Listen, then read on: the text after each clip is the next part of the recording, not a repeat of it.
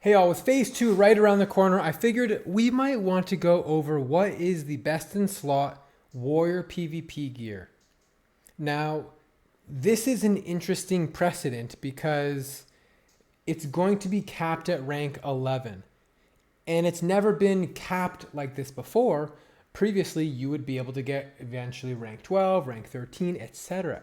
But that's going to come out sometime after the release of Blackwing Lair. And so for quite a while, you're going to have this as your BIS. Now, this is quite difficult to get. A lot of these items requires world boss kills, the whole shebang. So what we're going to be doing is talking about this gear, and then we can use this to select alternatives. So it's no surprise that PvP gear is going to be the best in slot PvP gear, because not only does it give everything you want, strength, stamina, crit, it's also going to give you the reduced intercept cooldown. Very important as a warrior. So we're going to use the best pieces. That is the helmet, which you're going to put 100 health on. You're going to want the Oni Tooth pendant because you need 5% hit. And you'll see that this setup has 5% hit. Then we're going to use the rank 10 shoulders. Eskander's cloak off of Azure Ghost would be the best. 20 stamina and 1% crit. Let's face it, you're probably not going to get this. Is this off Azure Ghost or is this from sorry, that's Kazakh. The puissant cloak or cape from Azure Ghost would be good as well. But probably you're going to use Shrouded Mist for the stamina and crit, or I would use Dragon Blood Cape for big stamina, because a lot of time warriors are getting CC'd and stamina is key for a warrior. So I'd probably use the Dragon's Blood Cape.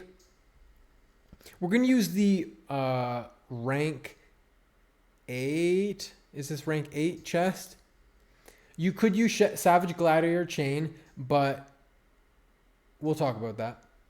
We're going to use the Might Bracers for big stamina and strength. Bone Reaver's Edge, just straight up the best weapon. It's so powerful.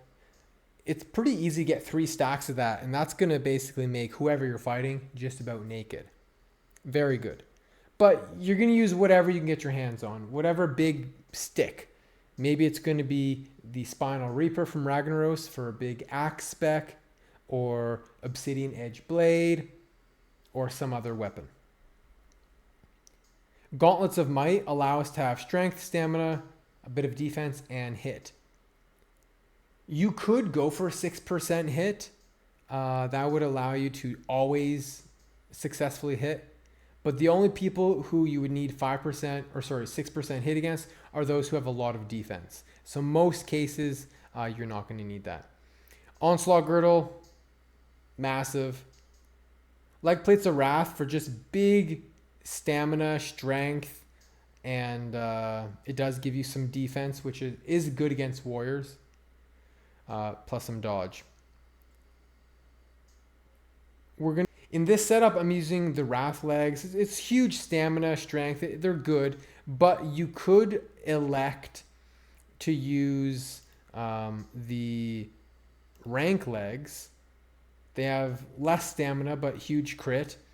And then you could say, well, if I'm using these legs, then I'm going to use the Savage Gladiator Chain. You could, but you're a lot less armor and all that good stuff. But if you want a super offensive piece, you could.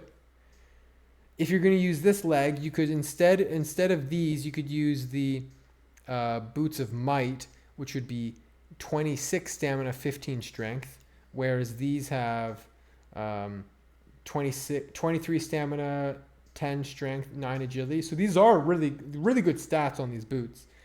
But you can mix these around based on what you have and what you want to use. You have to use Don Julio's because you need the hit. If you're struggling for hit, you could use Satyr's Bow, but Blaster Shot Launcher for crit and stamina is a no-brainer. Huge Stamina Ring is really good, but you could use Quick Strike Ring. You could use Painweaver Band. You could use another hit ring. You could use Blackstone. A lot of options here. Band of Flesh. Where's Band of Flesh? Myrmidon Signet or Band of Flesh. Band of Flesh, here it is. 16 stamina, 6 strength, 3 agility. And then finally for trinkets, you're probably going to always keep your Hand of Justice on just because it's fun to have that thing proc with a big two-handed weapon. And then you're always going to have your PvP trinket on.